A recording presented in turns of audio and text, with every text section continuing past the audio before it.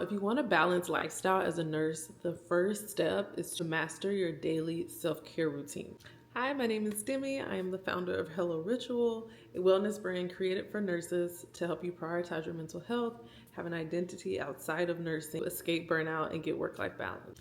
Now, hear me out. I know the main cause of nurse burnout is what's happening at work, but here in America with our healthcare system and the systems that be, I personally don't feel empowered to change the whole system, our whole infrastructure of the country. There's been nursing, hospital, healthcare, our whole system has been messed up for so long, and the politics of it. And that seems like a huge mountain to move. And I would love for it to move one day, and I am hopeful that it can. But right now, what I feel like my purpose is to help nurses individually figure out how to escape burnout on your own. Focus on the things that you can control. I'm not talking about resilience. I'm not talking about putting up with stuff you should not put up with.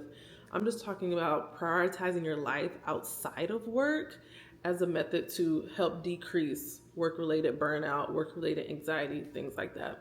Now, I am not a mental health professional. I have gone to see a mental health professional myself as a nurse. So if you are in a crisis, if you're in extreme burnout, if you're dealing with extreme work-related PTSD and all these things, please seek help from a mental health professional. And I've honestly kept I've been a nurse for 8 years. I was like burned out for the first 4 years, and then I lived this extreme work-life balance the past 4 years. And I've been hesitant to really get into my tips and what's worked for me because I don't want to come across as like I'm not a therapist. Like, if you need to go to therapy, go to therapy. If you need to see a psychiatrist, go to a psychiatrist. If you need to get medication, that is okay. I even got prescribed some medication just for a little bit, PRN. I think I only took it one time. I am just a holistic person, and my preference and my condition, the status of my mental health allowed me to do things, approach it more holistically, a more natural approach. So focusing on what I could do, even aside from going to therapy or taking medications or things like that, just focusing like what can I do on a daily basis, which leads me to how to hack your brain's happiness chemicals. I started doing like little self-care things to get more balanced and be less burned out. And they started working. I didn't really know why. It wasn't until like I really decided I wanted to share this with you all. I'm like, all right, I know the things that I do and I know how I feel after I do them. And I've even maybe heard from other people, they do these things too and they work. But in order to really share it like really confidently, I needed to figure out, why does this work? Is this some weird lucky girl thing, or like is there science to back this? As a kid, I was always the why person. Like, you can't just tell me do this or this is this without telling me why. I need the rationale. So as I've found out that a lot of self-care is backed in science, like the way that when you take care of yourself, your brain releases certain chemicals and certain hormones, and like things are activated, the same things that lead to negative feelings and anxiety and panic attacks and things like that. You can do certain things on the opposite end of the spectrum. The same way you can get work-related anxiety, you can get like self-care related like bliss. And again, that's just my story. I have gone from burnout to balanced with some therapy, in addition to a lot of like self-therapy and doing a lot of things myself. So if that's just something that you are looking to do, it could be in addition to therapy. It could be in addition to taking mental health medications. Again, I'm not a mental health professional. I'm just sharing what's worked for me.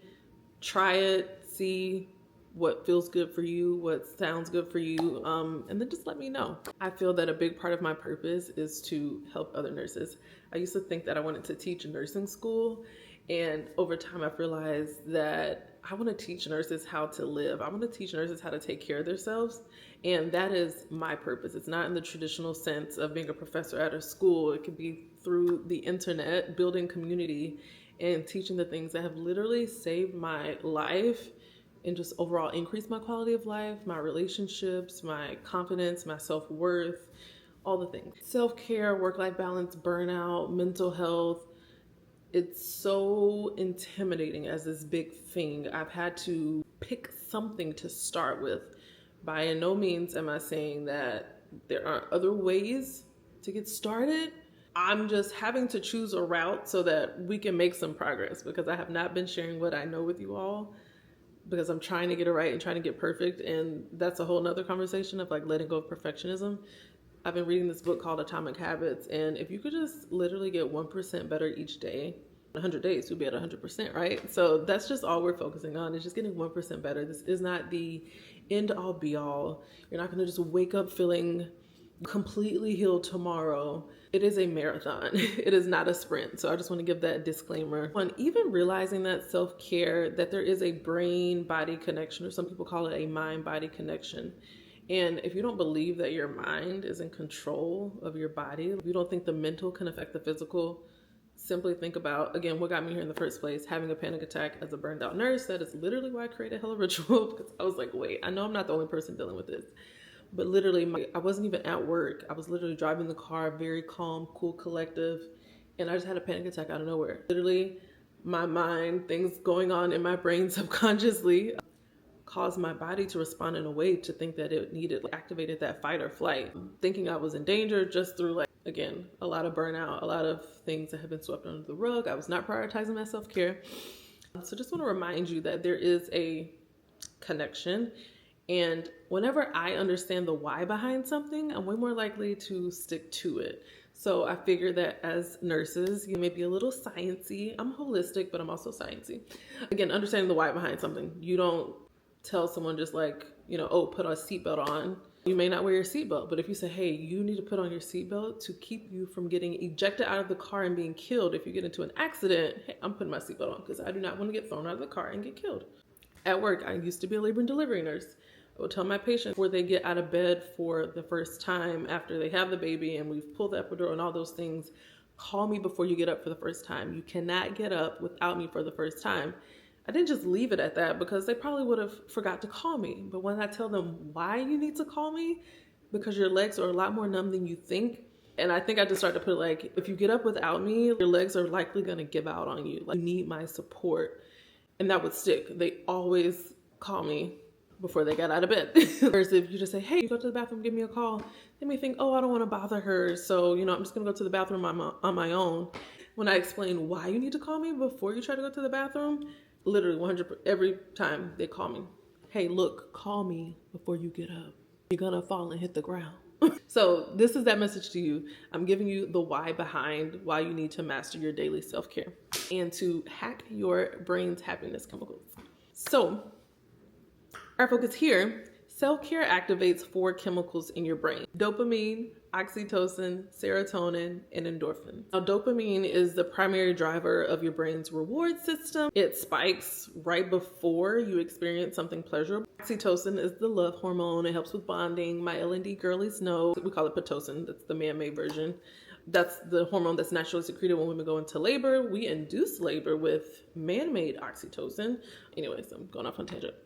But just outside of labor and delivery, oxytocin gets released in your brain when you are bonding with the people that you love, whether that's spending time with them, on the phone with them, hugging them, touching them, kissing them, having sex, all the things. Serotonin is sometimes called the feel-good hormone, and it plays a key role in starving off depression and anxiety. That is what I found from my research. And it's actually the main class of drugs used to treat anxiety and depression. Those medications actually, the SSRIs, they increase serotonin intake in your brain. Natural ways to get serotonin are exercise, sleeping, spending time outdoors, and then the last chemical we're talking about is endorphins, and that's what's sometimes referred to as a runner's high. You can get this feeling natural, of course, by like running or doing even just like a high intensity exercise. Whenever you're doing something that like you thought you couldn't do, you go to that next level and you just really lock in, and like it's a bit of like meditation and mindfulness too.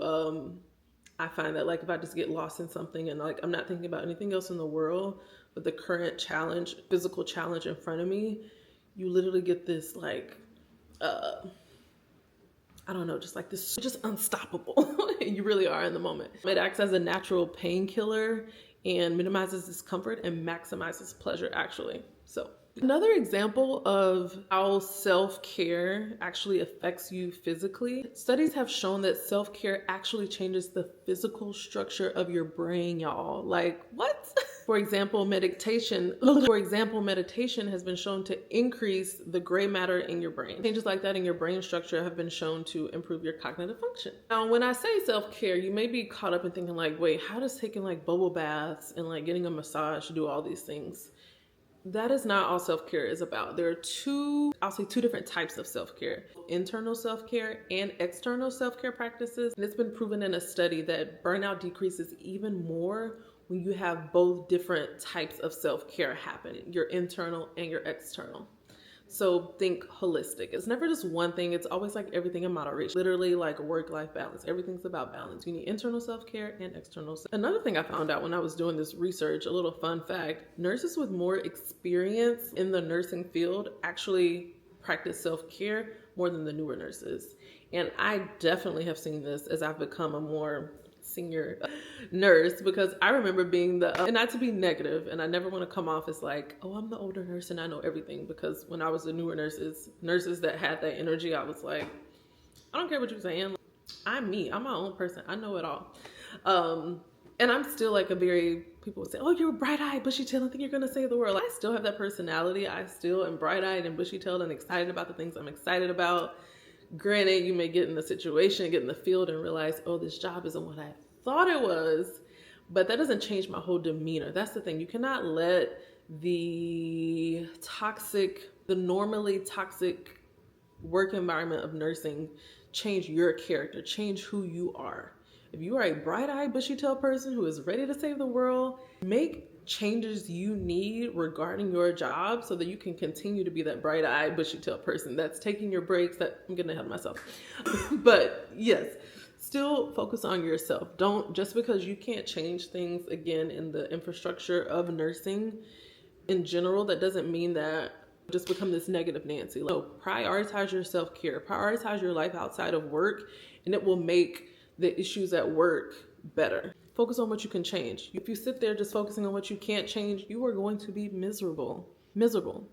So that is why I'm here, to help you focus on what you can change. You can change your daily habits. You can change your daily self-care routines. You have the power to do that. You have the power to hack your own brain's happiness chemicals.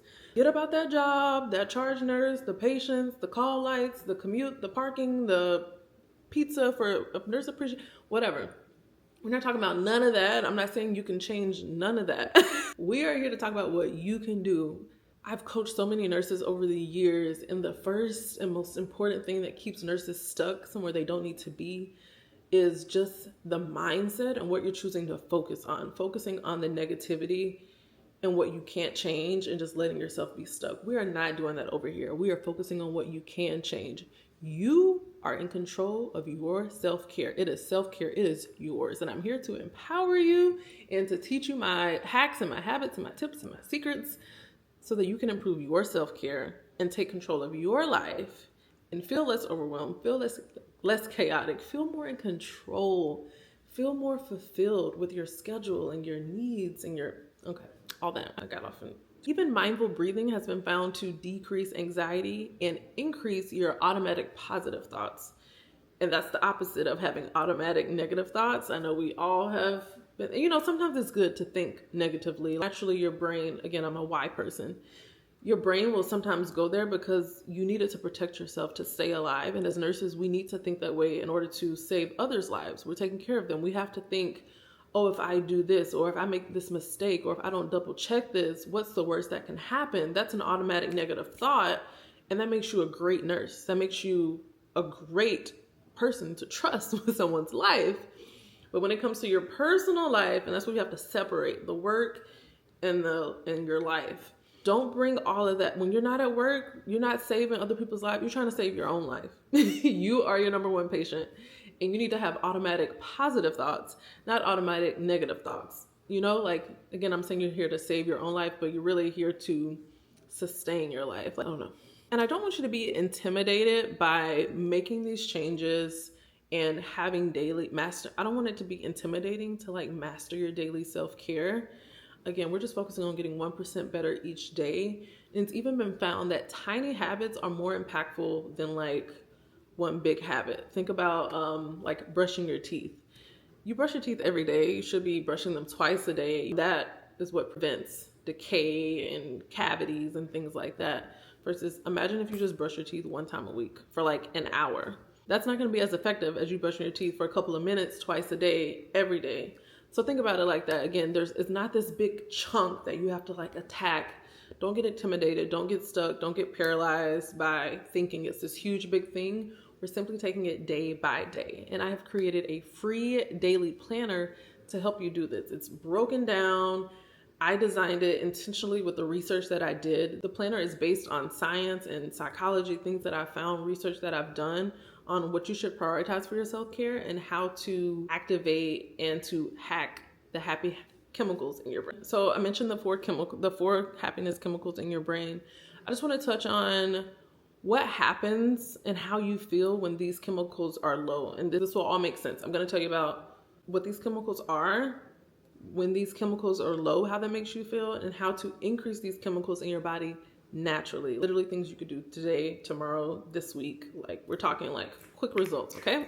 If you are deficient in dopamine, you could be feeling anxious, helpless, fatigued, stressed out, have low self-esteem. You could be procrastinating. Does that sound familiar? If you're deficient in oxytocin, you may be feeling lonely. You could be feeling stressed. You could feel a lack of motivation. You could feel anxious. You could have trouble sleeping. This sounds like someone who's a burned out nurse, right? If you're deficient in serotonin, you could be struggling with anxiety and panic attacks. You have a little bit of OCD. You could be overly sensitive and emotional. If you're deficient in endorphins, we have mood swings, aches and pains, again, anxiety and depression. They always creeping up in there. Now, in order to fix this, there are ways to naturally increase these chemicals. Be happier, gonna be healthier, you're gonna be more fulfilled, you're going to enjoy your relationships more. The people you're in relationships with are gonna enjoy you more because you're gonna show up as a better version of yourself. You'll have a stronger immune system, so you're less likely to get sick. You'll just overall get better at solving your own problem and being able to get through life's challenges easier. Now, I'm gonna list quite a few of these, but again, don't get intimidated. This is not,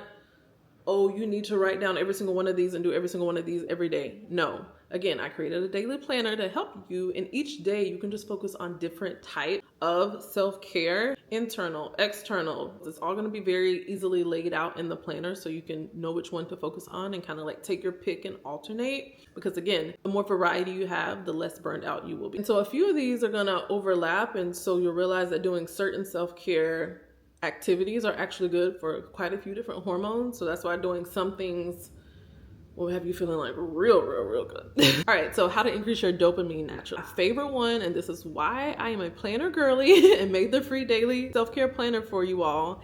Making a to-do list actually increases your dopamine levels. I'm sorry, not just making the list, but each time you tick off a checkbox on your to-do list, that is what increases the dopamine. More ways to increase your dopamine naturally are exercising, meditating regularly. You will see meditation in almost all of these. Creating something, it could be a craft, it could be art, it could be music, it could be a recipe. That increases dopamine naturally. How to increase oxytocin levels naturally? Listening to music, exercise, rubbing on your dog. My dog is asleep right now. Wish I could bring him in the camera. Taking cold showers, physical touch, cuddling, hugging, making eye contact and even shaking hands with people increases oxytocin. Talking with your friends and family, connecting with people that you love increases oxytocin. Listening to music, getting a massage, even acupuncture can help. How to increase serotonin levels naturally. Cold showers again, exercise. 10 to 15 minutes of sunlight every day can increase your serotonin as well as your vitamin D. Make sure you wear your sunscreen. Some ways to increase endorphin levels, as I mentioned before, HIIT workouts, which is high intensity interval training. Obviously running, I'm not a runner. Meditating, even stretching, laughing until you cry is a great way to release endorphins. All right, now your homework. Starting to get a little more comfortable. Now I'm out the camera frame. Okay, now your homework. Again, I want to make it really easy for you to implement these things, which is why I created the daily planner and a little cheat sheet to go along with it. Download your free copy. The link is below in the description. It will help you prioritize your self-care and hack your happiness chemicals in your brain. Oh, my dog woke up. Let's see. Let's get a little oxytocin. Oh, the baby woke up. Say hey to you too. Oh my God. I've had him for 8 years. Doesn't really like to be held. Up here. It's good for oxytocin. Right? This great. What are you doing? Your homework is to download our free planner. It's in the description. It is going to help you more easily navigate how to implement packing these 4 chemicals into your daily self-care routines. You need a variety of self-care if you really want to be burned out. The more variety, the less burned out. Remember that, okay? And just focus on one little different thing every day, not overwhelming. And you definitely want to watch my next video where I'll be teaching you effective ways to manage your time and prioritize your self-care. If on a weekly basis, all you do is go to work and then you come home, sleep, and repeat, you are going to be burned out. That is literally the recipe, the exact formula to burnout. If you want work-life balance, you have to dedicate time to work and dedicate time to your life. That's what makes it balanced. If you only have work on your calendar and your life is not on your calendar, you're not balanced, and that's why you feel burned out, because work is just consuming your everything. And again, there's a lot of things at work as a nurse that you cannot control. A lot more things you can control in your life, such as your daily habits, your exercise, meditating, being outside in the sun, sleep, massaging, reading, hobbies, art, listening to music. And again, y'all, a lot of these things are free. It's not that you have to go spend $300 at the spa to have self-care time. There's internal self-care, there's external self-care. And another hack I love is doing self-care things that are both internal and external. I work out 2 to 3 times a week for my mental health and for my physical health. So it's like a 2-for-1. You know, you get like a buy one free at the store. Who doesn't want that? So as you get more advanced, you start to get those 2-for-1. Work smarter, not harder.